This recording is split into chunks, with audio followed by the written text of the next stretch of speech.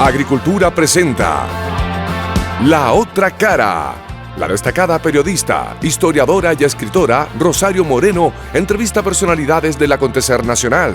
Una conversación directa para conocer la otra cara. Auspicia GTD y su conexión más estable con Hero 6 de Amazon.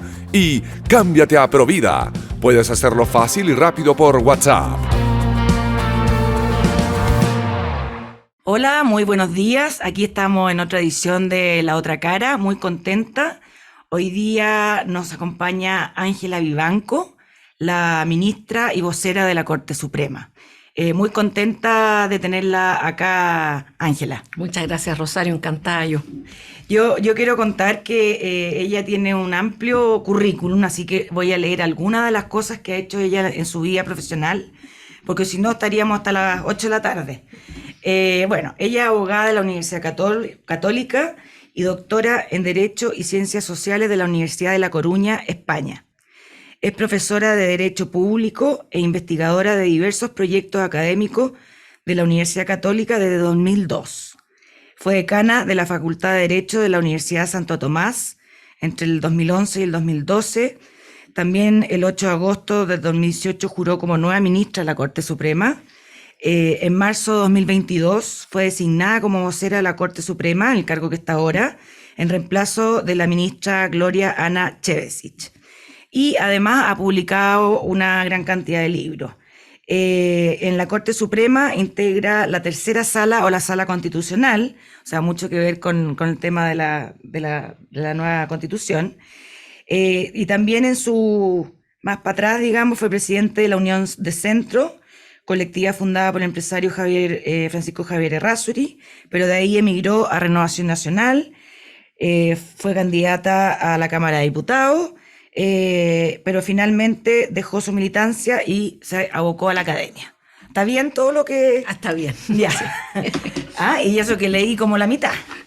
Pero bueno, es importante que señalar antes de partir con la entrevista que el Poder Judicial ha estado bastante preocupado con todo lo que se ha visto en la Comisión Constituyente, porque cambia mucho de los poderes que tiene hoy día la justicia en Chile, se entromete en otros poderes del Estado, en otro poder del Estado, y por eso queremos hablar con Ángela Vivanco para ver qué es lo que más les preocupa, qué es lo que se puede mejorar, etcétera.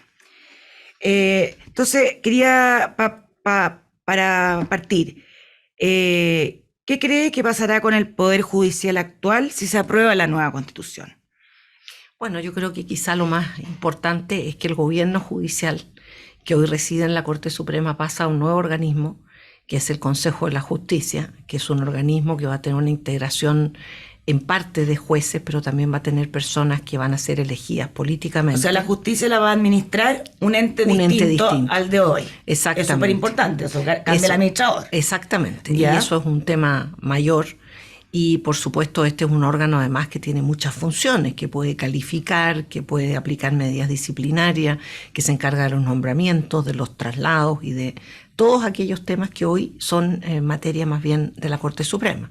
Entonces yo diría que ese es un cambio muy importante y obviamente que va a tener que hacerse muchísimo trabajo si se aprueba la Constitución para todo lo que es la instalación de ese órgano, porque no es una instalación sencilla, sino que es un traspaso de numerosas materias, hay que establecer una legislación que lo regule, por lo cual nosotros lo que hemos estado haciendo presente esta semana es que es un tema que requiere una instalación de largo plazo, digamos, no corta, justamente porque se están discutiendo el tema de las normas transitorias de la Constitución. Claro. Entonces hemos hecho presente ese punto. Perfecto. En específico. O sea, en conclusión, Ángela, ¿se estaría quitando la autonomía y la independencia del Poder Judicial? Nosotros creemos que el tema tiene que ver mucho con la regulación que finalmente haya y con el modo en que se ejerzan las atribuciones. Como quedó el Consejo en la Constitución, el proyecto constitucional, es como decía yo, un Consejo que tiene una integración fuertemente política, no únicamente política, sí estamos los jueces, pero en minoría.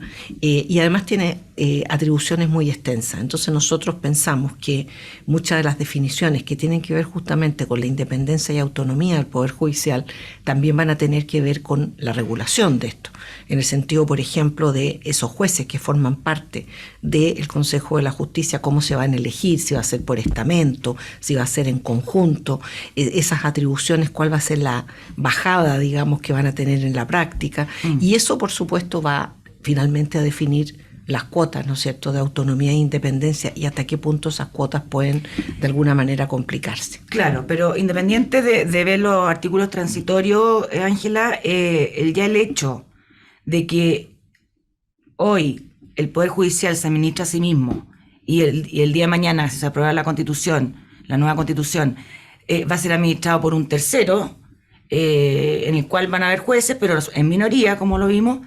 O sea, el Poder Judicial pierde su autonomía que tiene hoy día. Pierde el estatuto que tiene ahora. Ahora es importante, Rosario, mencionarle que muchos jueces dentro del Poder Judicial querían que se separara la parte jurisdiccional de la parte de gobierno. Yeah. En consecuencia, en eso ya la Corte Suprema muchas veces dijo que no hacía cuestión de que se separaran las dos funciones.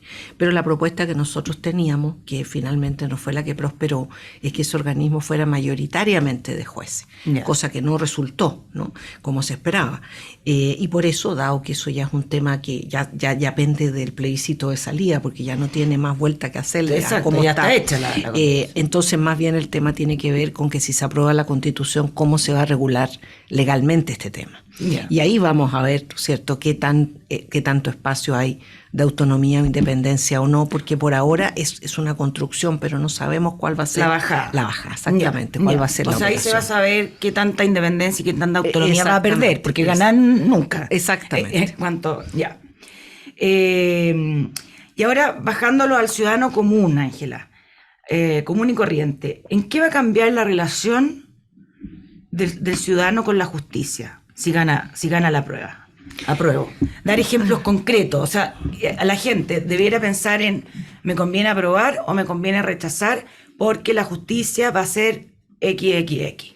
Bueno, yo, como usted entenderá, Rosario, yo no puedo opinar del punto de vista si uno debiera votar o rechazar o aprobar, porque nosotros no somos incumbentes políticos. Es más, nosotros específicamente nos restamos de todo pronunciamiento político, de tal manera que lo que la Corte Suprema ha hecho no es instar por una cosa o por la otra, sino que a tiempo, lealmente, mientras se está tramitando el tema, ¿no es cierto?, y surge este proyecto, hacer valer cuáles son las inquietudes y las cosas que nosotros queremos que se consideraran por los convencionales. No hemos estado nunca ni estaremos en ninguna campaña en un sentido o en el otro. Ahora, lo que sí es importante, ¿no es cierto?, creo yo, que en un proceso constitucional es que la Constitución, ¿no es cierto?, el proyecto que hay, que es un proyecto de muchísimos artículos, las personas lo lean detenidamente justamente para hacerse una idea, porque esto no es un asunto de simpatía, sino que tiene que ver con qué tanto lo representa uno, ¿no es cierto? ¿Una persona común y corriente, si lee el borrador, lo entiende?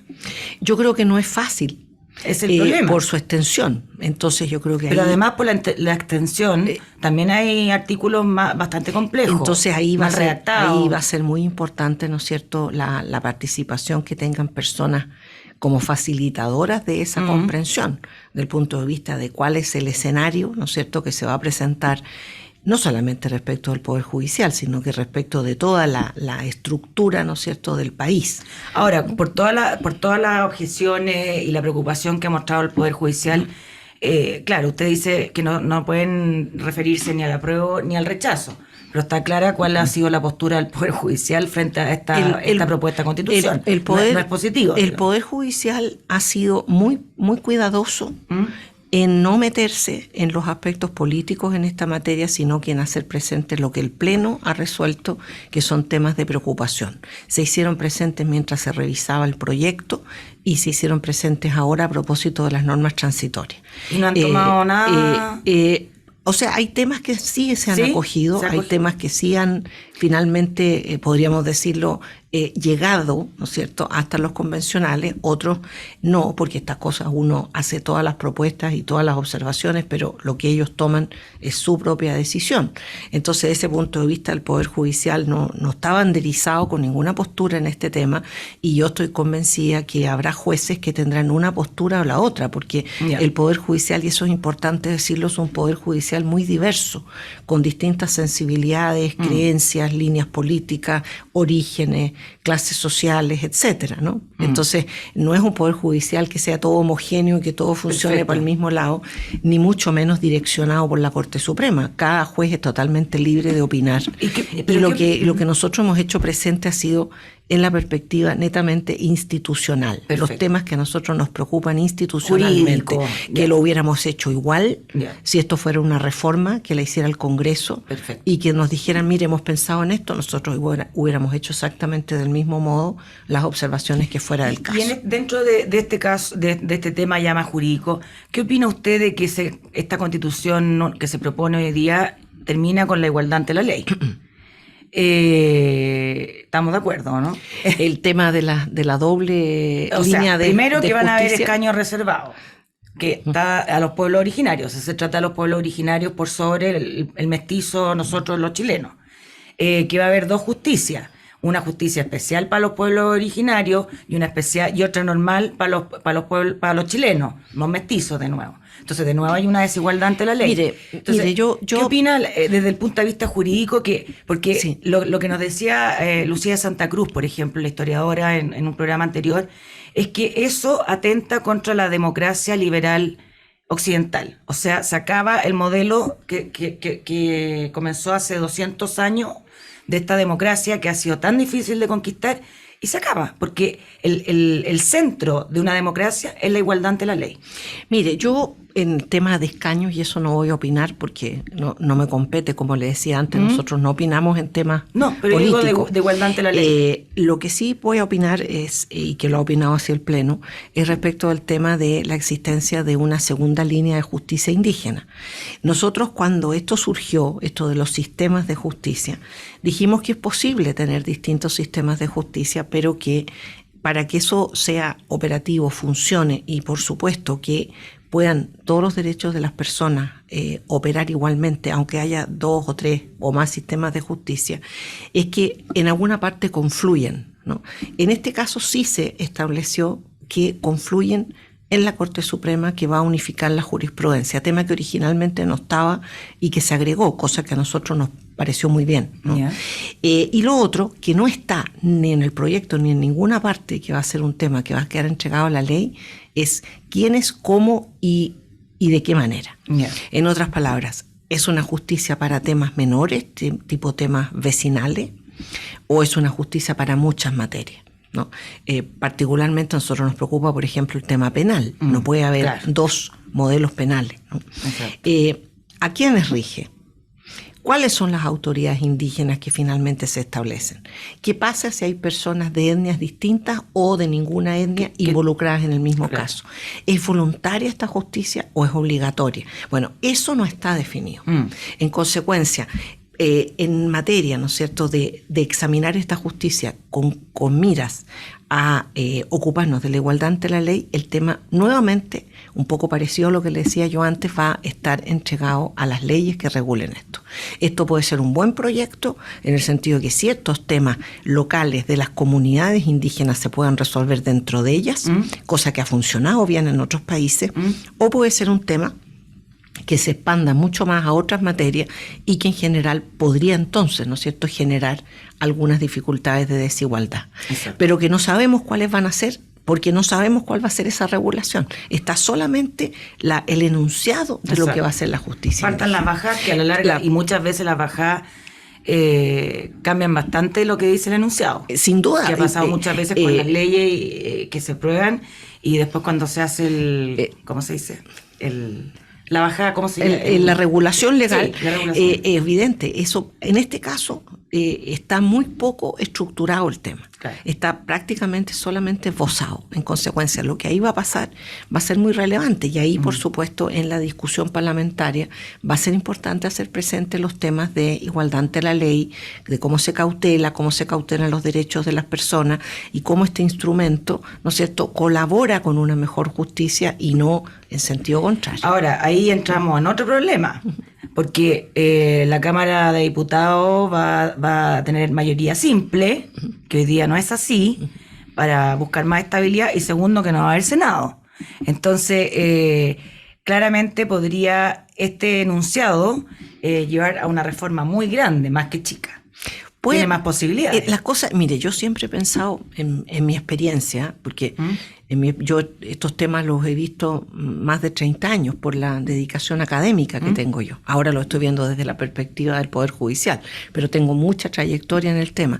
Yo nunca hago aproximaciones de cómo se van a regular las cosas, porque realmente es un tema que uno no lo puede saber. Claro. Es un tema que carece de contenido en este momento. No sabemos cómo va a ser, tampoco sabemos si se va a hacer llamémoslo, en el periodo de transición en que todavía esté Cámara y Senado, o va a ser a posteriori. Claro. También se están discutiendo justamente las normas transitorias sobre los tiempos de implementación, que es un tema tan importante como el texto mismo de una nueva Constitución. ¿Cuánto se va a tardar en instalarse, ¿no es cierto?, todo aquello que la Constitución contiene? Esto justamente, como yo le contaba, nosotros hemos colaborado en eso de dar nuestra visión sobre el tema de la implementación, que tiene que ser una implementación detenida, con tiempos legislativos que son largos. O sea, Ángela, una vez si se aprueba la nueva Constitución, la incertidumbre jurídica va a seguir igual, por un buen tiempo. Mientras este tema no se resuelva, sí, va a ser un tema que va a estar ahí, ¿no es cierto?, en pendiente, pero por supuesto que hay que ocuparse de él, porque es una posibilidad que se abre, que como toda posibilidad es neutra, puede ser para bien o para mal, y que va a depender mucho de cómo se implemente, cuál es el resultado que finalmente vamos a contar. Claro. Bueno, vamos a ir a la primera pausa comercial. Estamos hablando con Ángela Vivanco, vocera de la Corte Suprema, y bueno, ya volvemos. En Agricultura estamos presentando La Otra Cara con Rosario Moreno.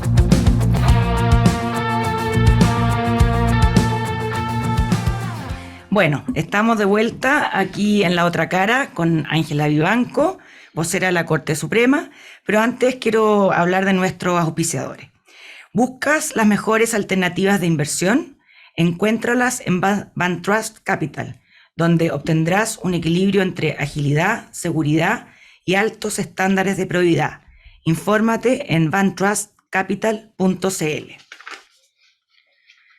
Ahora puedes ahorrar directo en tu Provida App, abrir tu cuenta de ahorro voluntario o cuenta 2 y abonar o girar plata si lo necesitas. Descárgala ya.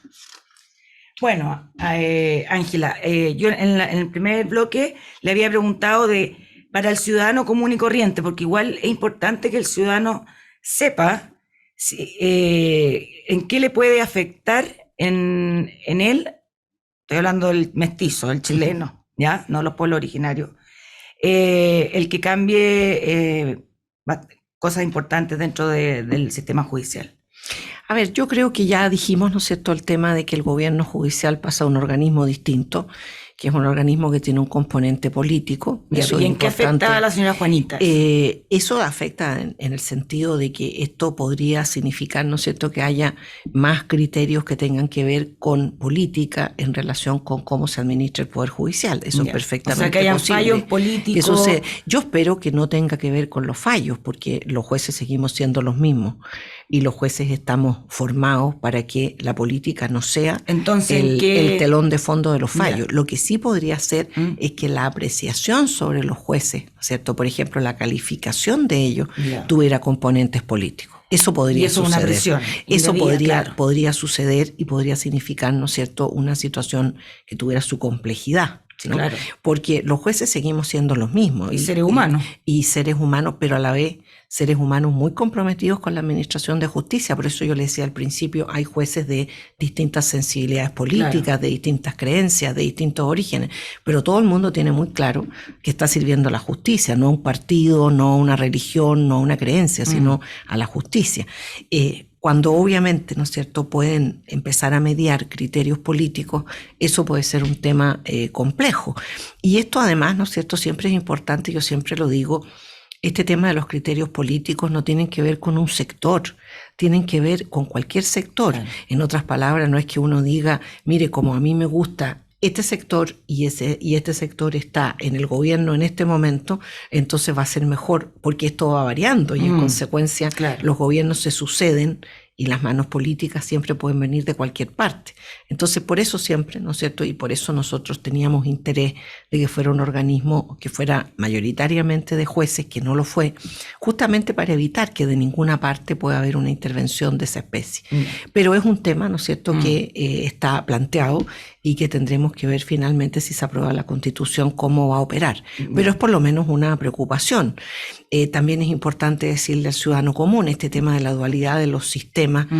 También tenemos que ponerle ojo porque tampoco tenemos claro qué es lo que va a pasar con él. Entonces hay muchos temas asociados con la justicia que quedan un poquito como en veremos, ¿no es cierto? Como para preocuparse, un poquito harto. Como para preocuparse de qué es claro, lo que va a pasar, ¿no? Que no los tenemos totalmente nítidos. Claro. ¿no? Y ha habido algunos cambios, ¿no es cierto?, que son, por ejemplo, de procedimiento, como por ejemplo poner que el recurso de protección y recurso de amparo van a los tribunales ordinarios y después pueden ir en apelación a las Cortes de Apelaciones o a la Corte Suprema, que nosotros esa idea no la compartimos porque pensamos que los tribunales ordinarios están muy llenos de causas. Hay una sobrepoblación de causas. Entonces, si uno además pone los recursos de protección y recursos de amparo en los tribunales ordinarios, es muy probable que se lentifiquen los procesos. ¿Y por qué hicieron eso? Porque eso? Yo creo que la impresión que tenían es que podía ser más rápido en los tribunales ordinarios, pero evidentemente no va a ser más rápido. Le pusieron ahí en la norma que estas causas se van a ver con preferencia de cualquier otra. Entonces la vista de la causa, cuando se discute la causa, puede ser luego. El punto es que salgan los fallos, porque los tribunales que están demasiado atestados, ¿no es cierto?, tribunales que tienen demasiadas causas, usted puede tener la audiencia pronto, pero otra cosa es cuando sale el fallo. Y los recursos de protección son de materias de primer orden, de urgencia. Claro. Entonces, si esto se demora, evidentemente que no se va a cumplir el propósito deseado, y ese es un tema que a nosotros nos preocupa, porque tenemos a la vista, ¿no es cierto?, lo que ha sido la jurisprudencia de 32 años en esta materia desde que estamos en democracia, y se había construido una jurisprudencia muy fuerte, con líneas muy, muy reconocibles, que de alguna manera se pierde, ¿no? Y que esto queda un poquito así atomizado en tribunales que están con exceso de trabajo y que tampoco han tenido, ¿no es cierto?, la experiencia de resolución de materias constitucionales como sí lo tienen las Cortes y la Corte Suprema. Perfecto. ¿Algo más del ciudadano por ahora? Yo creo que falta mucho saber. Yo creo que falta mucho saber, sí, pero esto sí que se lo puedo adelantar desde ya, que es un tema. Y usted ha dicho que no era necesario hacer una nueva constitución para cambiar algunas cosas en el Poder Judicial, en entrevistas pasadas. A su juicio, ¿qué? Estoy pensando en si ganara el rechazo y surgiera una tercera vía y se hiciera una nueva constitución. ¿Ya? Estamos entrando en lo futurible. Es que es lo que se ha planteado claro, distintos partidos políticos o centros de pensamiento. A su juicio, ¿qué es lo que se debería cambiar del Poder Judicial? Mire, le voy a decir dos cosas sobre esto. Una es que aquello de que no era necesaria una nueva constitución es una opinión personal mía. No me gustaría que se confunda con que la Corte ha dicho que era o no era necesaria una nueva constitución. Es una opinión mía que además he puesto por escrito. Y la he puesto por escrito como académica, de tal manera que es algo que yo he dicho, pero que no es en mi calidad de vocera de esa opinión, sino en mi persona, es lo que yo creo. Ahora, ¿qué es lo que yo cambiaría? Sea con constituciones, reformas u otros, porque las fórmulas pueden ser diversas, ¿no? Yo creo que hay que establecer una mayor orgánica de defensa de las personas frente a la justicia. Hay instrumentos de defensa, ¿cierto? Como es la Defensoría Penal Pública, como es la Corporación de Asistencia Judicial, como hay servicios gratuitos de las universidades, pero creo que eso es muy insuficiente todavía. Hay muchas personas que se acercan a la justicia o mal defendidas o con escasísima defensa, o con defensas que llegan tarde, ¿no? Y creo que desde el punto de vista de la Constitución, de hecho, la que está ahora, establece la defensa jurídica. Pero el punto es que hay que establecer la orgánica de la defensa jurídica, que yo creo que es ¿A qué se refiere con la orgánica para que la entienda la gente en la casa? Distintos servicios ¿Ya? que aseguren que cualquier persona que no tiene efectivamente los recursos para pagarse un abogado, realmente tiene una defensa jurídica oportuna, gratuita, Claro. y de calidad. No estudiante en práctica. Y de calidad. Que los estudiantes en práctica a veces son muy buenos. Sí, pero evidentemente que no tienen la trayectoria y la experiencia que tiene un abogado mayor, y es lógico. Y a veces la persona que dirige la oficina de práctica es una y hay varios estudiantes. Entonces no siempre puede asumir todo esa persona. Entonces ese es un tema que a mí me parece fundamental. Porque, mire, se ha hablado mucho este último tiempo en Chile de si hay justicia para ricos, justicia para pobres, justicia para rubios, para morenos, toda esta discusión que ha habido. Y en realidad la justicia es una. Y la justicia opera de acuerdo a las leyes, que son las leyes que nos rigen a todos. El problema está en que para cuando la persona llega a los tribunales de justicia, muchas veces no tiene todas las herramientas para que pueda sacarle el mejor provecho a sus derechos y para que pueda hacer valer todo aquello que necesita. Y el juez no lo puede hacer por él, porque el juez no es parte. No, pues no es su trabajo. Entonces el juez no le puede estar recomendando a la parte, ¿sabe, señor? Usted debiera objetar esa prueba. Mire, señor, usted debiera pedir tal cosa. Porque no es el papel del juez. El papel del juez es mantenerse aparte de eso y ser un juzgador imparcial, que no puede tomar partido por ninguna de las partes. Entonces la necesidad de defensa es un tema muy fundamental, no porque haya dos justicias, sino para llegar a la justicia en igualdad de armas, ¿no es cierto? De la misma posibilidad. Entrar por la misma puerta. Sin duda. Otro tema, ¿no es cierto? Pero, perdón, ¿eso ustedes se lo plantearon a la convención? Sí. ¿Y nosotros dijimos que eso era un tema que nos parecía muy importante, pero no quedó más allá reflejado de que está el derecho a la defensa jurídica, pero no hay una estructuración sobre este tema más allá. Me parece de lo increíble que nosotros hemos dicho. Porque la convención en general lo que dice, que la igualdad ante la ley, y que los pobres, que no sé, y esto que sí va a favor de igualdad de oportunidades legales, digamos, para todo, no la toman. Lo que toman el tema. Lo que pasa es que estas cosas requieren que uno le haya dado una mirada al tema de justicia muy detenido. Es muy difícil en tiempos muy cortos, como se ha construido este proyecto constitucional, que uno le ponga ojo detenido a cada uno de los temas. Pero usted me lo está diciendo aquí en 15 minutos y a mí me hace sentido, es lógico y se sabe, o sea, uno sabe desde que tiene 10 años de que el asistente... Pero no crea usted, Rosario, porque a veces la gente prefiere echarle la culpa a los tribunales sobre las desigualdades, es decir, que hay justicia para unos, para otros. Como le digo yo que estoy adentro, veo que el problema no está en los tribunales, que el problema está en que las personas no llegan a los tribunales en las mismas condiciones. Pero yo se lo digo desde adentro, no sé qué otras visiones puede haber desde afuera. A mí también yo me he tocado, ¿no es cierto?, en entrevistas o en comentarios, que temas que son netamente responsabilidad de otros órganos, Gendarmería, Ministerio Público, etcétera, dicen, ¿y ustedes qué opinan? ¿Y cómo es posible que los tribunales? A ver, momento, perdón, pero es que los tribunales no son los que determinan esto, son otros órganos, porque la impresión de lo que es la justicia, la gente la asocia con la justicia son los tribunales. Pero la justicia, claro que son los tribunales, pero son los abogados, son las defensas, es el Ministerio Público que prosigue la acción penal pública, es Gendarmería, es muchas cosas.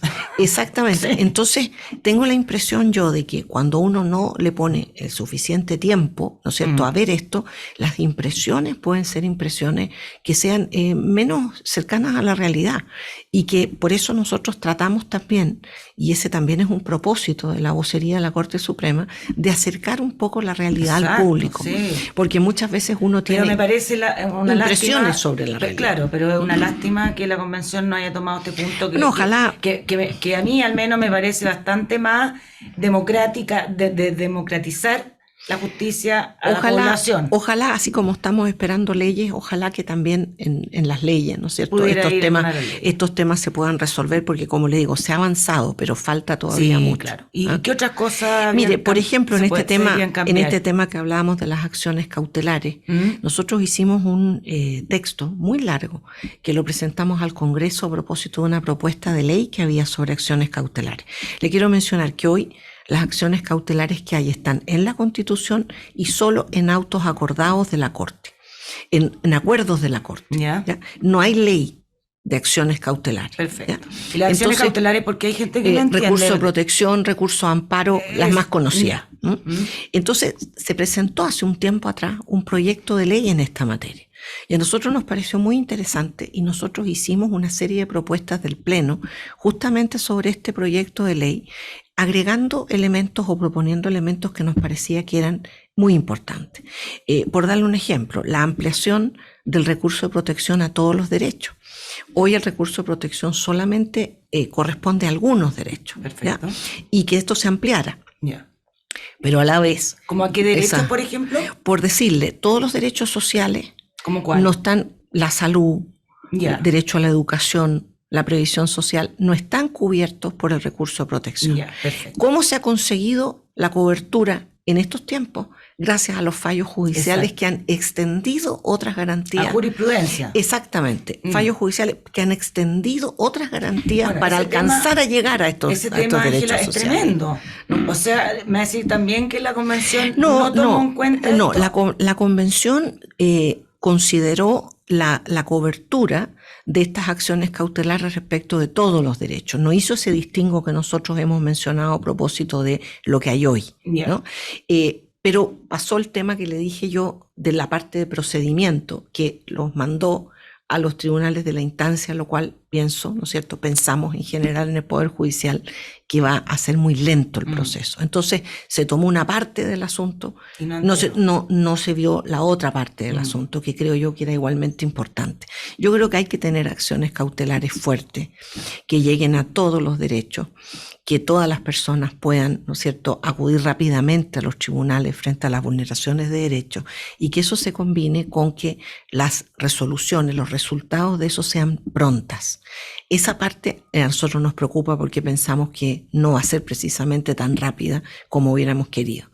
Pero yo creo que en eso sí hubo una consideración del tema, pero no en la otra parte que era como la segunda mitad del sándwich. Del sándwich, exactamente. Sí, exacto. Qué lástima, porque siento que hay algo más que... No, eso fundamentalmente. Eso es lo fundamental. Eso fundamentalmente. Porque ahora usted nosotros, oyéndola... Sí.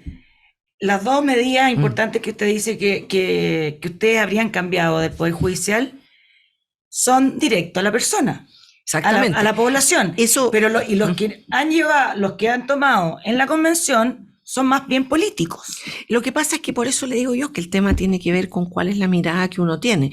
Si usted quiere un tema que nosotros también habíamos apoyado, como le dije al principio, es que se separara el gobierno judicial de la parte jurisdiccional. La forma en que se hizo no era la que nosotros propusimos, pero sí también era un tema que nosotros habíamos propuesto. ¿Cómo lo proponían ustedes? Nosotros proponíamos que sí se creara un consejo, podía llamarse de la magistratura o de justicia, y proponíamos dos cosas en esa materia. Una es que estuviera integrado mayoritariamente por jueces, aunque hubiera integración de otras personas, pero que mayoritariamente fuera por jueces, y que fuera presidido por el presidente de la Corte Suprema, porque eso garantizaba que hubiera una vinculación entre los dos órganos y hubiera una operación que fuera lo más efectiva, ¿no es cierto?, y fácil posible. Desgraciadamente eso no sucedió porque, como le comenté, la integración no fue así y tampoco se estableció esa posibilidad de que se presidiera por, valga la redundancia, el presidente de la Corte Suprema. Perfecto. ¿Cree que la ciudadanía entiende el trabajo que hay detrás de todo lo que hace el Poder Judicial? ¿Cree que el Poder Judicial ha fallado en comunicar un poco lo que le pasó a la AFP en su minuto, que la mejor manera de entender de que la AFP sí funcionaban fue con los retiros, que la plata sí estaba, pero durante tantos años a veces no lo comunicaron? Acá pasa que a lo mejor los jueces se encierran un poco en sí mismos y no dan a conocer, no difunden todo lo que puede hacer un ciudadano para tener una buena justicia? Mire, yo creo que la tradición del Poder Judicial tenía que ver con que los jueces aparecieran lo menos posible, estuvieran íntegramente solo dedicados a la administración de justicia, y estaba, ¿no es cierto?, este aforismo que se decía siempre, que era que los jueces hablan por sus fallos. Si usted quiere saber lo que opinan los jueces, están en los fallos. Claro. Y eso es correcto, porque obviamente que lo que realmente opinan los jueces tiene que ver con los fallos, ¿no? Pero un poquito frío. Pero los tiempos en que nosotros vivimos, ¿no?, que son tiempos álgidos, ¿no?, demandan que haya más cercanía comunicacional, ¿no? Porque no solamente porque estamos en un proceso importante para el país, ¿no es cierto?, que es el proceso constitucional, sino también porque el clima que vive Chile es un clima de mucha desconfianza institucional, ¿no? Esta sensación de que las cosas no funcionan, de que los órganos del Estado no cumplen su propósito, de que todos son corruptos, o de que todos están preocupados solamente de favorecer a los poderosos o a los privilegiados, cosa que no es así, ¿no es cierto? Entonces, frente a esa realidad, que es una doble realidad, por una parte el tema constitucional contingente que va a terminar y que se va a consolidar de una manera o de otra, ¿no es cierto?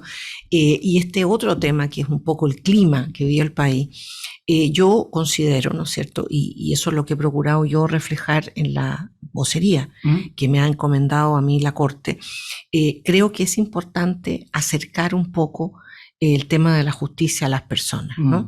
No solamente acercarla al punto de vista comunicacional, sino también acercarla, por ejemplo, hay una experiencia muy bonita que yo vi ahora cuando estuve en Coyhaique, que es la corte que yo visito, en que se hacen unos conjuntos, ¿no es cierto?, de que van los jueces y otras personas, funcionarios y otros, se ponen de acuerdo, por ejemplo, con la delegada provincial y con más personas, para hacer una itinerancia, ir a distintas comunidades apartadas, donde se llega y se resuelven problemas, se les explica cómo hacer las cosas, que a mí me parece una cuestión maravillosa. Y pueden ser cosas muy simples, pero ellos pueden estar entrampados. Porque la 11ª región es una región con unas tremendas distancias, ¿no es cierto? Sí. Y con personas que viven muy apartadas, porque si la barcaza falló no pudieron pasar, etc. Me parece una cuestión extraordinaria.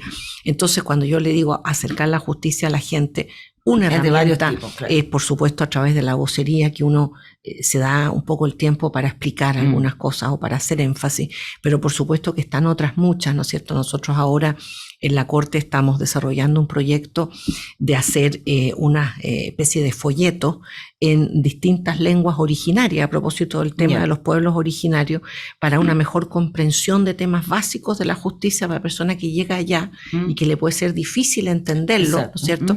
Tener folletos de esta especie, que es un proyecto bonito que estamos desarrollando en una comisión de lenguaje claro. Perfecto. El tema que le digo yo, las itinerancias, o sea, llegar a las personas, no solamente esperar que las personas lleguen, y yo creo que en eso, ¿no es cierto?, no se pierde nada de la no prescindencia o de la imparcialidad de los jueces, y también hacemos este esfuerzo de acercarnos a las personas. Muy bien, estamos conversando con Ángela Vivanco, vocera de la Corte Suprema. Ahora vamos a ir a una pausa comercial y ya volvemos aquí en La Otra Cara. En Agricultura estamos presentando La Otra Cara con Rosario Moreno.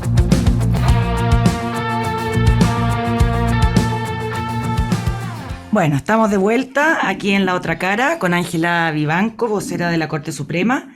Pero antes quiero hablar de nuestros auspiciadores, GTD.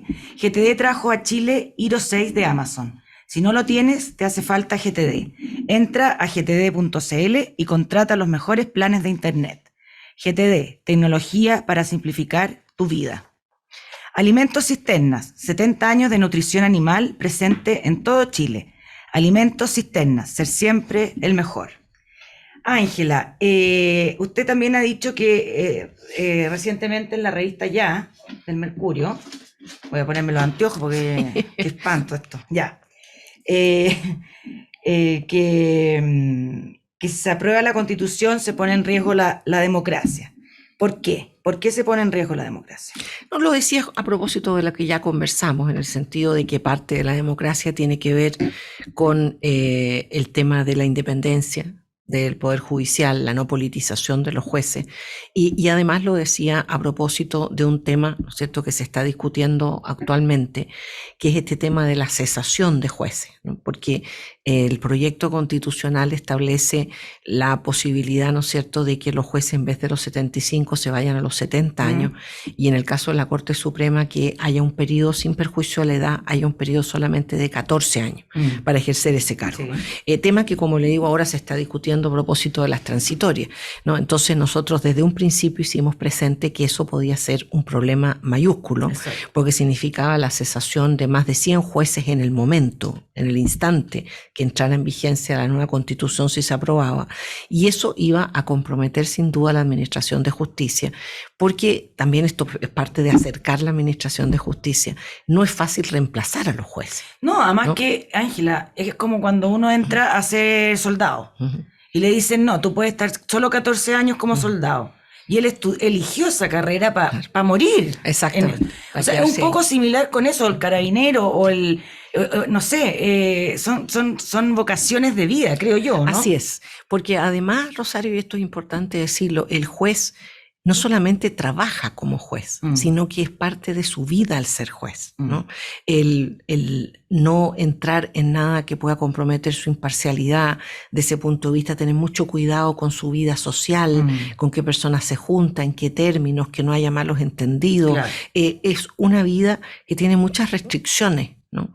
Y además incluso en algunos casos, ¿no es cierto?, restricciones hasta de seguridad, del punto de vista de que hay jueces que han tenido causas complejas y corren incluso riesgo ellos personalmente. Claro. Entonces no es un tema del que uno salga y entre como de un trabajo cualquiera, claro, ¿no? Claro. Entonces la reposición, llamémosla así, de los jueces es una cuestión muy compleja, ¿no? Compleja para buscar a las personas, para los procesos de selección, de postulación, y también de que las personas tengan la disposición de postular a un cargo que tiene un tiempo limitado, ¿no es cierto?, o que a lo mejor por edad van a salir prontamente, en tiempo que todos tratamos de trabajar más tiempo y no menos, y que todos queremos seguir trabajando porque la jubilación evidentemente es un problema desde el punto de vista previsional. Entonces todo eso genera, ¿no es cierto?, una problemática que sin duda afecta al Poder Judicial y que afecta también a las personas que son destinatarias de las decisiones del Poder Judicial. Y por eso nosotros en esta etapa en que se está discutiendo lo transitorio hemos hecho mucho hincapié en que es absolutamente fundamental que haya una gradualidad y en consecuencia que no haya una cesación masiva de jueces, pues eso sería un problema. Como el tema del Congreso, no para, hay algunos que lo quieren terminar al tiro, otros bueno, que hay que esperar que terminen el periodo. Hay distintas visiones. Hay algunos más radicales que otros. Pero para nosotros el tema de que cesen jueces, ¿no es cierto?, es un tema muy complejo, ¿no? Y que justamente lo hemos hecho presente ahora que se están discutiendo estas temáticas. Pero, Ángela, independiente de las transitorias, de la Comisión de Armonización, ya tenemos el borrador de la nueva Constitución. O sea, no van a cambiar las normativas. O sea, ya sabemos a lo que vamos el 4 de septiembre.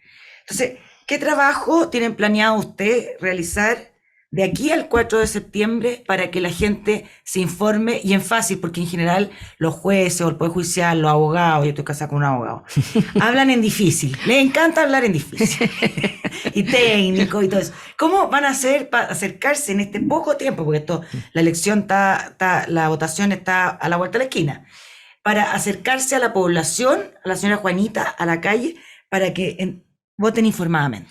Mire, nosotros hemos durante todo el proceso participado, como le comentaba, haciendo ver nuestras observaciones, colaborando, incluso entregando documentos, como se hizo ahora a propósito de las normas transitorias. ¿Pero a quién? En que entregamos ahora le entregamos directamente tanto a la presidencia de la convención como a la comisión encargada de las normas transitorias. Yo estoy pensando en el electorado. Déjeme que termine.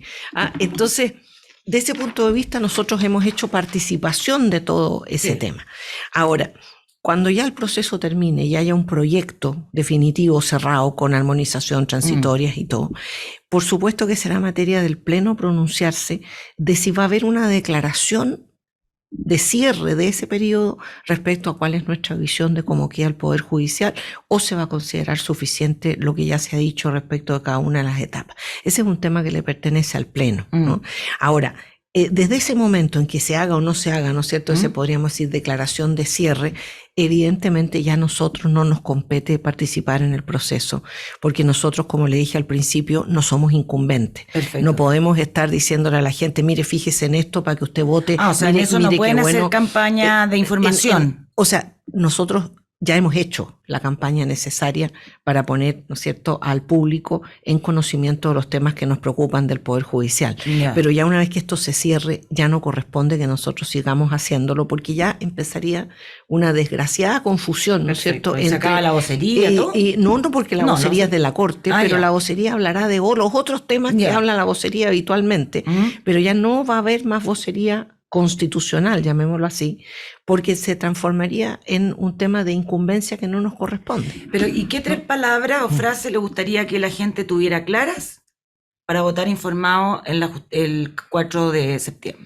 Yo creo que tengan que claro con 3 palabras. Claro que esto, ¿qué va a pasar? Esto. Yo creo que es importante que ellos tengan presente, ¿no es cierto?, que la concreción de muchos derechos está en los tribunales. Y en consecuencia que no es indiferente cómo estén los tribunales y qué pase con los tribunales. La gente a veces dice, no, bueno, que mejor que los saquen, que pongan otro. No es tan sencillo el asunto de ese punto de vista. Que nosotros hemos hecho un gran esfuerzo desde el punto de vista de la protección de los derechos y que lo seguiremos haciendo en el escenario que haya, ¿no? Nosotros en ese sentido vamos a seguir haciendo nuestro trabajo en el escenario que haya. Y si es un escenario más complicado o menos, bueno, tendremos que hacernos cargo de esa realidad, porque aquí el tema tiene que ver con las votaciones soberanas, ¿no? Y que desde ese punto de vista los jueces, su gran tarea es administrar justicia y no caerle bien a las redes sociales o a Twitter o a las personas que tratan, ¿no es cierto?, de criticar o de cuestionar políticamente a los jueces. No ese es nuestro propósito. Entonces, el que haya críticas de esa especie y esas críticas muchas veces no se contesten, no es que no tengamos opinión, sino que no nos corresponde, sino que lo que nos corresponde es hacer nuestro trabajo. Claro. Ahora es complicado, Ángela, ser vocera y no decir, no tomar partido, porque ustedes como Corte Suprema saben que ¿qué le hará mejor al país? ¿El rechazo o el apruebo? Mire, nosotros nunca, esto es importante, no es un asunto de buena crianza. Nosotros nunca hemos, como Corte Suprema, discutido si le hará bien o mal al país la Constitución. Nunca. Jamás ha habido ese diálogo, justamente por lo que le he dicho antes. Y en consecuencia, el único diálogo ha sido, a ver, de esto que tenemos acá encima, ¿qué nos preocupa y qué es importante que hagamos presente? Porque eso es un afán colaborativo, ¿no es cierto?, con los organismos que están funcionando del mismo modo que hemos colaborado con el Congreso, dándole opiniones sobre los proyectos de ley. Hemos entendido lo mismo, pero nosotros no estamos tomando decisiones políticas sobre qué es lo que debiera hacer el país. El país votó en un momento determinado, ¿no es cierto?, y por un 80% aprobó que se fuera una nueva constitución. Ahora tendrá que aprobar, ¿no es cierto?, o rechazar el proyecto que se le presenta. Para nosotros eso es mandatorio y los jueces nos vamos a tener a eso, sin perjuicio de que cada juez individualmente tenga su opinión y sea votante, ¿no es cierto?, y sea ciudadano con derechos. ¿Y cuál es su opinión? Mi opinión es una opinión que no voy a divulgar porque yo estoy invitada aquí como vocera. Entonces se lo tengo que preguntar después en el cafecito. No corresponde decirla. Pero lo que sí, como le digo, creo que lo más importante es que la Administración de Justicia va a seguir haciendo todos los esfuerzos al servicio de las personas, ¿no?, con aquello que tengamos que operar. La idea, toda nuestra colaboración en este tiempo ha sido colaborar para que el resultado sea el mejor posible. Luego nos sentimos en ese sentido con la satisfacción de no estar como criticando así a lo lejos, ¿no?, sino que decir, ojo, están viendo esto, pónganle Ustedes ojo cuando a esto. partió el tema de que ganó el apruebo y se constituyó la convención, ¿ustedes esperaban que se hicieran tantos cambios al Poder Judicial? Mire, la verdad es que ¿Qué pensaban en ese minuto? O sea, sí era evidente, ¿no es cierto?, que en un proyecto de nueva constitución iba a haber cambios. La entidad de ellos nunca la supimos, por supuesto, porque esto fue un proceso muy corto. ¿no? En que de un minuto a otro vinieron un montón de propuestas sobre el Poder Judicial y justamente se conformó una comisión dentro de la Corte Suprema que ha ido discutiendo estos temas y que ha ido dándole insumos al Pleno de acuerdo a las directrices del mismo Pleno en esta materia. Así que no se podía saber antes lo que iba a pasar. A medida que nos fuimos encontrando con las propuestas y eso lo que iba a pasar, fuimos también, ¿no es cierto?, tratando de colaborar y también haciéndole presente a la opinión pública nuestras preocupaciones, que eso es lo que nos parece leal, transparente, correcto. Ya. Usted es académica y ha vivido en la universidad. Así es. Una de las cosas que han planteado senadores y políticos en general es que si gana el rechazo, como tercera vía, se realice una comisión de expertos en el cual cada universidad nombre a alguien de alto nivel y todo eso. ¿Qué le parece esa idea? ¿O encuentra que el Congreso es donde se debe hacer? Hay numerosas propuestas en esto. Sí. No sé, francamente, si alguna de ellas va a cuajar o no. Es un tema netamente político, ¿no? Y en consecuencia tendrá que resolverse en los órganos constituidos qué caminos ofrecen si es que ganara el rechazo. Lo que yo creo, como le dije en un principio, es que hay una mayoría abrumadora, ¿no es cierto?, que aprobó el tener una nueva constitución y en consecuencia la idea es tratar de darle curso a esa realidad. Ahora, ¿qué curso va a haber? Va a depender de los órganos constituidos, sí, según el resultado finalmente del plebiscito. Me preguntaba así, ¿considera usted como académica que sería una buena alternativa el que la academia estuviera a cargo de redactar una buena constitución? No puedo yo decirle si lo mejor es que la academia esté a cargo. Pero sí creo que la academia es importante que colabore en cualquier proceso constitucional. ¿Cree que la academia jugó el rol que debía en todo este proceso? Yo creo que en la academia apareció poco. Porque le cuento, la semana pasada tuvimos a la presidenta del movimiento gremial de la Universidad Católica, hizo acusaciones muy fuertes en contra del rector y el rector, bueno, salió con una entrevista, todo esto. De que había participado poco, de que no bastaba con mandar una columna, de que dentro de la universidad se había hecho poco. O sea, y también estaba la persona de la presidenta de la Confech, y también hablaba que en la Universidad de Santiago, donde ella pertenece, también se ha hablado poco.